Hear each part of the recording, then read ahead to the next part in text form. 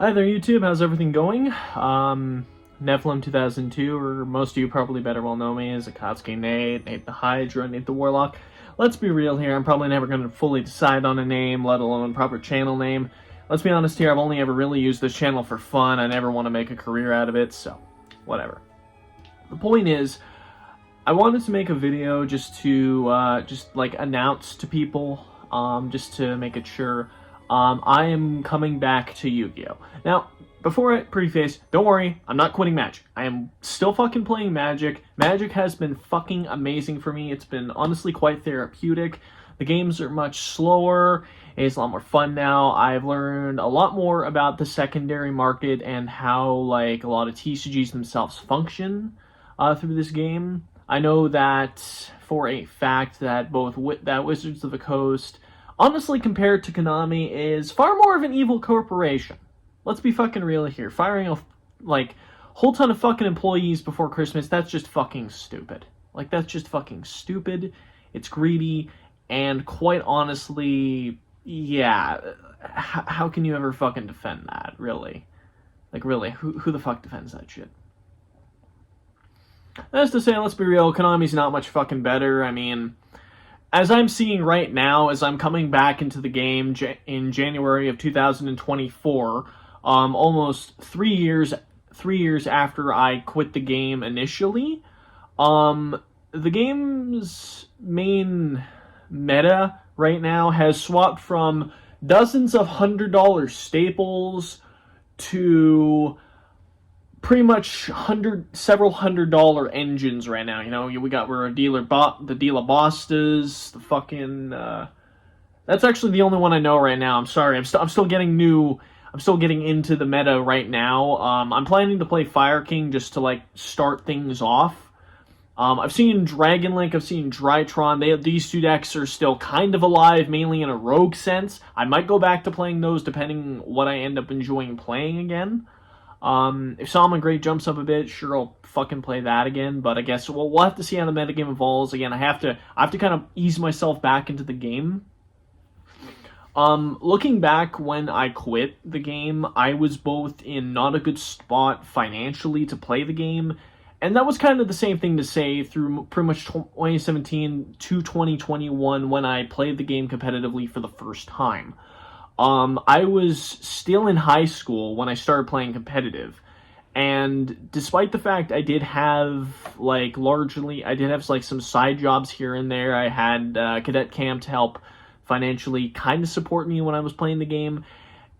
Honestly speaking, I made a lot of bad decisions when I played the game the first time. I should have bought more singles, and I really should not have bought so much sealed product back in the day.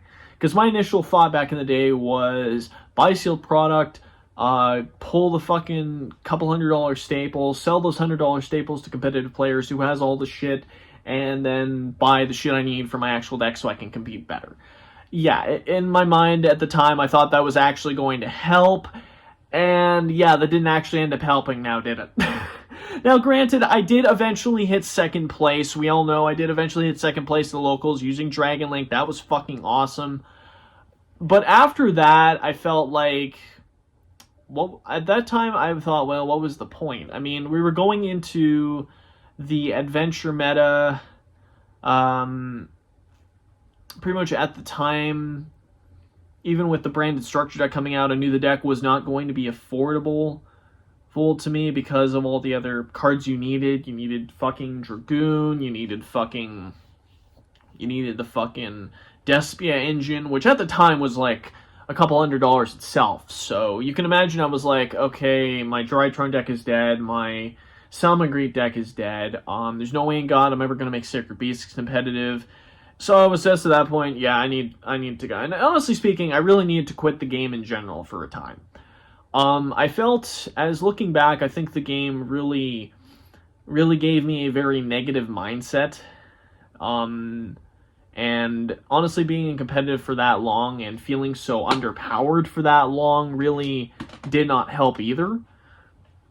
Because let's be fucking honest here.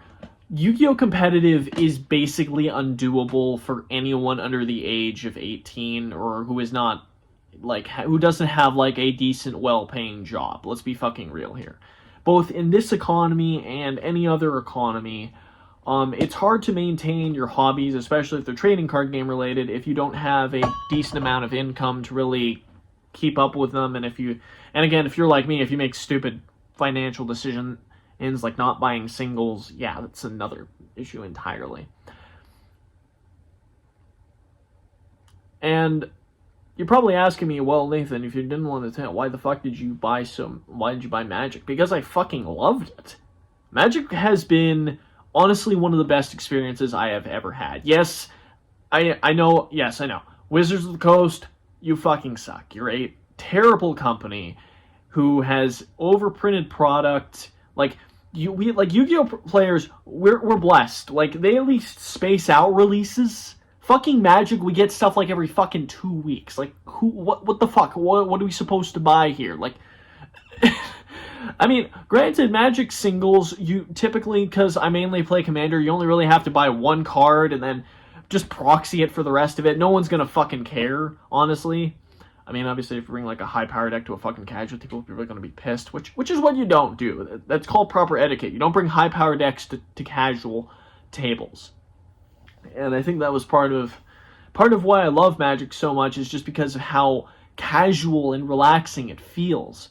Like, even when you do stuff like the pre-release tournaments, or like the actual Pioneer or fucking Pauper tournaments at end, the decks feel all very casual. Like, everyone's just relaxing, enjoying, having a good time. That's my experience. I don't know what other people's experience is, but it's been really helpful. I really fucking like it. It's a lot of fun. And yet this year, roughly about 2 or 3 weeks ago, I'd say, I was feeling very, shall we say, nostalgic when it came to Yu-Gi-Oh! I was kind of sitting around a bit bored and such, and I decided to give Master Duel another try, and I was playing it, and I was like, I kind of missed it. I kind of missed playing Yu-Gi-Oh! And mainly due to this, and when I come back into the game, like, this is right after the ban list, right? Pretty much a lot of decks just got gutted, so I'm like, okay, this is fantastic. And then I find out about the Rarity Collection and see all those $100 staples I couldn't fucking afford. They're fucking $3 now. So, yeah, I understand there's still staples out there. SP Little Knight, fucking Triple Tactics Thrust. 2 cards I won't desperately need for the decks I'm playing to build. I probably may just pick it up just because, like, God knows I'm probably going to find a heavily played version somewhere, or maybe I'll go look and pull it. I don't know. I don't care, because, like, at least it seems that, at least from a staple standpoint, Yu-Gi-Oh! Is budget again. Maybe the decks themselves are not budget again, with the engines and shit, but this game is a lot more budget now than it was back in 2021/early 2022 when I left. Because cards like Forbidden Droplet, Pot of Extravagance, Triple Tactics Talent, fucking, what else? Nibiru, all these cards that were fucking inaccessible to me before. Hell, the Dogmatica engine, the Despias, all that shit like that, it's all accessible to me now. Sure, it's not as great as it used to be, but fucking Christ, at least it's fucking accessible. Well, which, again, we'll see as time goes on. They recently revealed a new Diabester card. I don't know what it was, but the key word it was saying you cannot activate spell or traps unless you set them first, which, honestly, time will tell how broken that actually is in the TCG. As far as I know right now, you can't, like, turbo it out unless you use the specific Diabuster engine, so I guess we'll see going forward how broken this card actually is. We haven't seen the full set reveal.